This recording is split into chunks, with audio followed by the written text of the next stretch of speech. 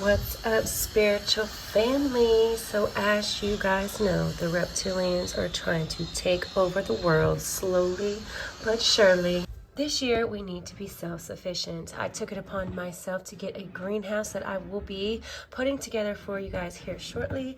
I got my seeds I have been collecting over the past year from last year. I have sage. I make my own sage stick bundles. We have some mint growing. I have some sweet peppers in there. And this is also a different sage. This is Mexican sage. It is supposed to come back every year. I'm not so sure if it's going to. Its roots are still alive, so we're going to see how that goes.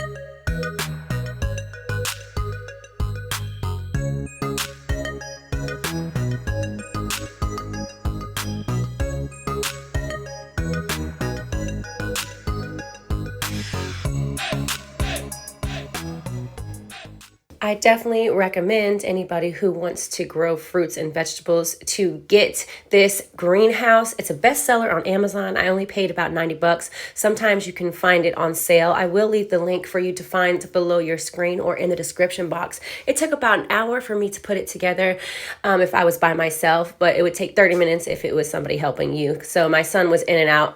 It took me about 45 minutes. He was not helping me the whole time.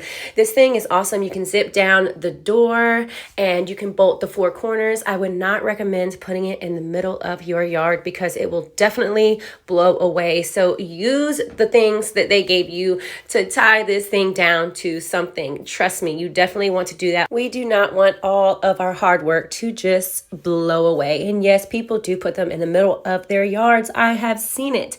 Put it against something so it blocks that wind. I live in North Carolina and the weather here is crazy. So start planting your seeds now, guys, and I'm sending you lots of love. Bye.